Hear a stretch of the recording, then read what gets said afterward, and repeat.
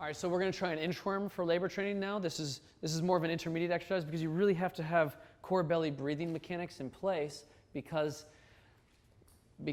we want to make sure that this is a plank position. We want to make sure that she has some stability there. So that's all. That's why we're moving it. Can you get tired doing this one, you think? Yeah. Okay, relax. So now we're going to move into kind of like a deadlift snatch pattern. Make it something that is workable for your client, obviously, and it moves a little bit faster than some of the stuff we've done in the beginning versions.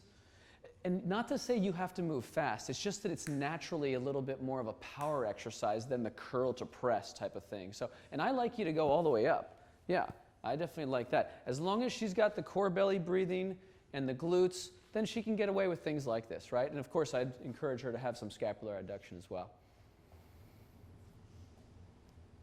All right, so now Yelena's going to demonstrate side squats to curl and press. So go ahead and give it a shot and start off in however is going to be comfortable for you there. And glutes, core belly breathing. The reason why this goes to intermediate is because she's got a lot of moving pieces going on here. Not only are the arms doing it, but now her legs are separating, and if she's being pushed to go faster, we just want to make sure that you're aware that that can get a little bit more toward the precarious side. All right, great job. So now we're, again, intermediate labor training. Go ahead, Yelena, and just do step-ups with the weights at her side, kind of keeping shoulder blades together there. Core belly breathing, glutes, but then we can do a curl. Go ahead and add that curl as you step in whatever way feels comfortable to you. And then we can always add a press or a curl to press in this case. Let's just go straight to that. So you can do various things like that. Would that get you winded? Yeah, okay. Okay, so next exercise in the intermediate section is to take our squat jack and just make it a little more aggressive if you have a woman who's really, capable of moving pretty well and she's got her core mechanics in place. Give that a shot, Yelena. Show us if you can, make it a little bit of a bigger motion. And then just be careful. And I might even say, you know what? I don't know if I'm comfortable with dropping with that level of depth right now, but she can still kind of move a little faster and get herself a little more winded than in the beginner versions. Make sense? Okay, great. So let's do a crab reach now. This is from the Animal Flow series. And the idea here is to take note that this is her glutes that are a prime actor along with her shoulder blades. Go ahead. And what she's doing is, she's reaching and then she's going back and then she's reaching the other side. And, well, she can do one side at a time. I think in labor training, going left and right is probably going to be sort of more doable. This is cardiovascular, right? We're trying to get her winded.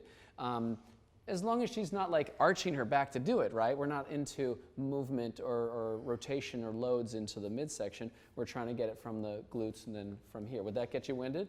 Kind of a unique, different one. Yeah. All right, so in labor training intermediate, we're going to call this the beast crawl, again, from Animal Flow type stuff.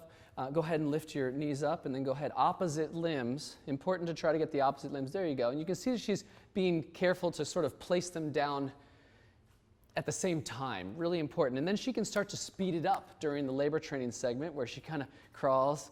So we're seeing her, and this is typical of a client, there you go, where sometimes as they speed it up, they'll go to same side patterning. We really want to work on opposite side patterning.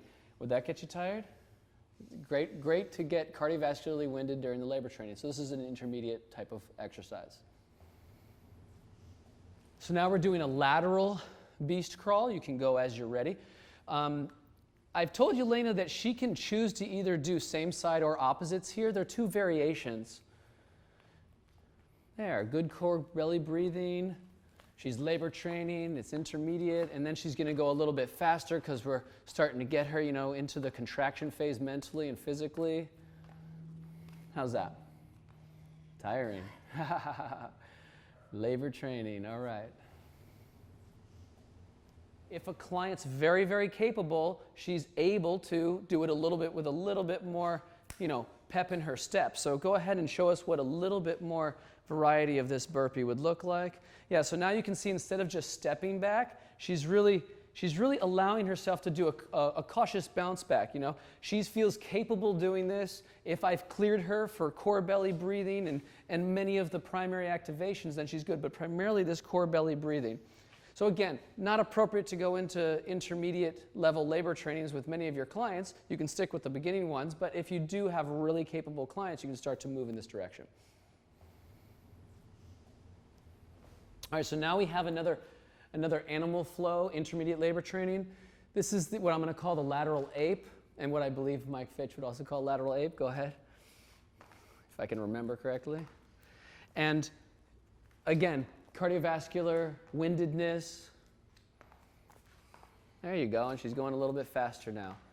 Cool. I love this position too because, you know, these positions with the feet up close like this, not as precarious from that diastasis point of view of hanging the belly out. So these are really very usable exercises in labor training.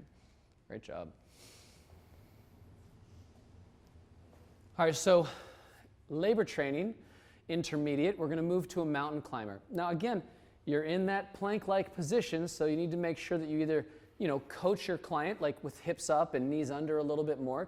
Yeah, that would be, as opposed to like just straight out. And then when she does the lateral mountain climbers here, you can see that she's in the intermediate version. She's not hopping together. She's sort of moving one and then another one, so it's a little bit safer, a little bit less plyometric. And now we're moving into the sagittal plane. So now we're moving into mountain climbers in the forward-backward plane. Same thing, lots of good windedness can come from an exercise like this. Good solid core belly breathing. How is that? Still getting a lot of cardio. Yep, we're starting. All right, cool.